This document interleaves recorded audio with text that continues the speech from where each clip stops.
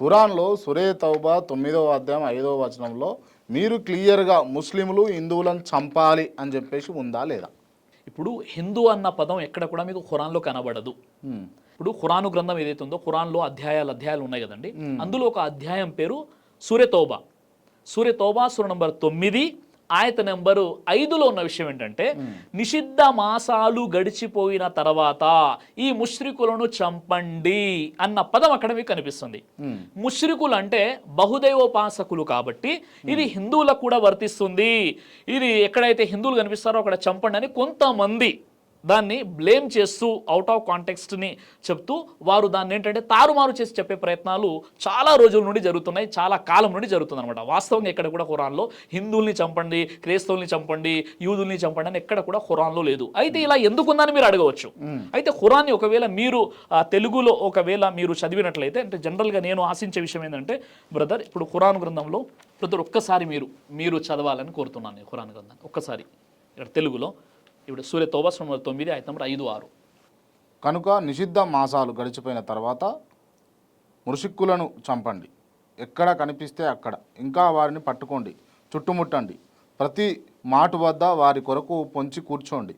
తర్వాత ఒకవేళ వారు పశ్చాత్తాపపడితే నమాజును స్థాపిస్తే జకాత్ ఇస్తే వారిని విడిచిపెట్టండి. అల్లాహు మన్నించేవాడు కరుణించేవాడు. ఒకవేళ ముషిక్కులలో ఏ వ్యక్తి అయినా శరణు కోరి మీ వద్దకు ముష్రికులలో ఎవరైనా శరణు కోరి మీ వద్దకు రాదలిస్తే అల్లాహ్ గ్రంథాన్ని వినటానికి అతనికి శరణు ఇవ్వండి.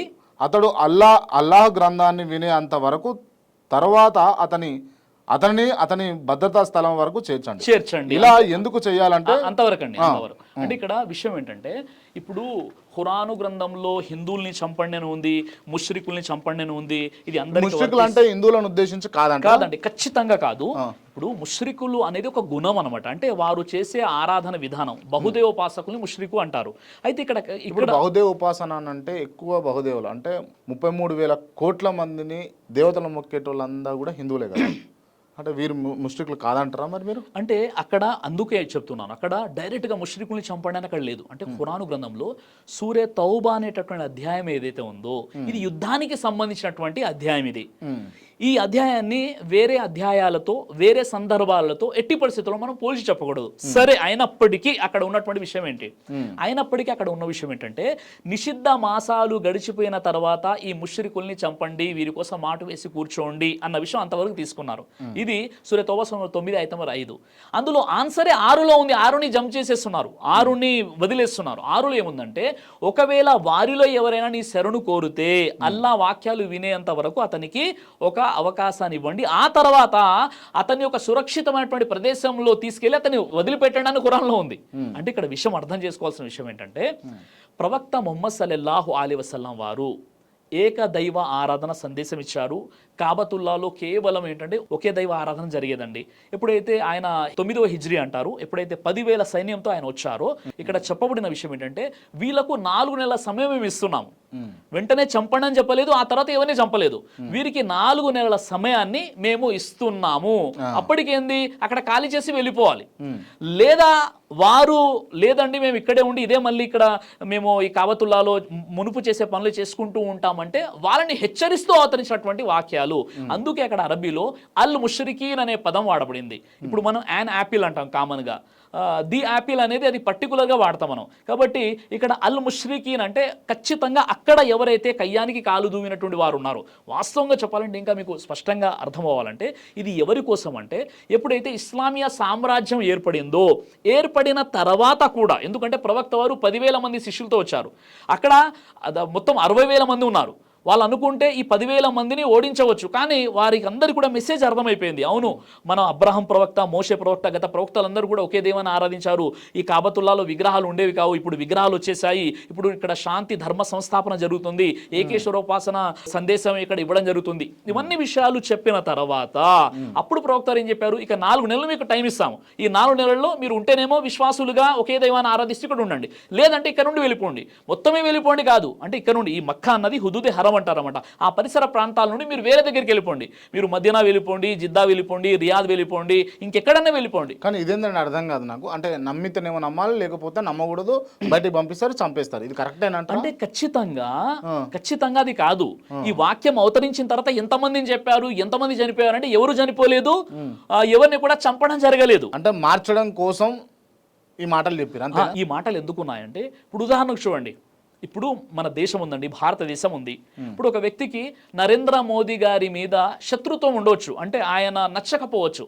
అంటే మన దేశ ప్రధాని నచ్చలేదని చెప్పేసి దేశానికి వ్యతిరేకంగా కుట్రలు పనకూడదు. అలా కుట్రలు అంటే దేశద్రోహిగా పరిగణించబడతాడు.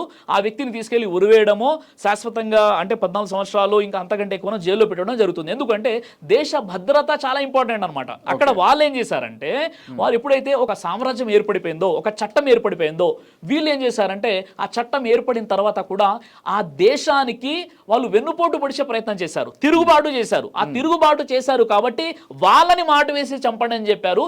వాళ్ళు అల్ ముష్రికీన్ అంటే పర్టికులర్లీ అక్కడ ఉన్నటువంటి ముష్రికులే తప్ప అది హిందువులకు వర్తించదు, క్రైస్తవులకు వర్తించదు, ఇతర యూదులకు వర్తించదు, భారతీయులకు అసలే వర్తించదు, హిందువులకు ఇంకా వర్తించదు. అసలు హిందూ అన్న పదం కూడా అక్కడ లేదు.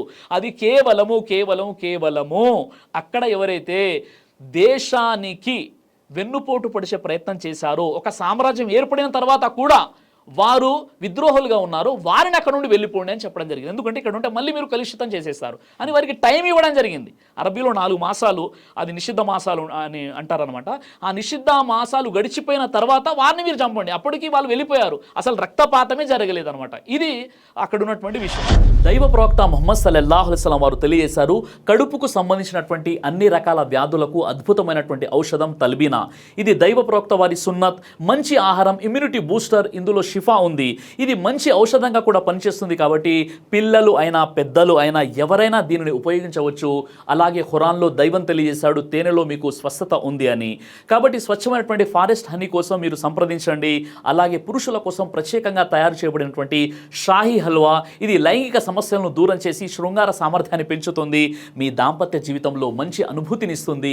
ఇందులో ఎలాంటి సైడ్ ఎఫెక్ట్స్ లేవు. ఇది కంప్లీట్గా హెర్బల్ ప్రొడక్ట్స్తో తయారు చేయబడినటువంటిది. కాబట్టి స్క్రీన్పై కనిపిస్తున్నటువంటి ఈ నెంబర్స్కి కాల్ చేసి మీరు ఇప్పుడే ఈ ప్రొడక్ట్స్ని ఆర్డర్ చేసుకోవచ్చు. కొరియర్ ఫెసిలిటీ కూడా ఉంది. ఆలస్యం ఎందుకు, వెంటనే ఆర్డర్ చేయండి.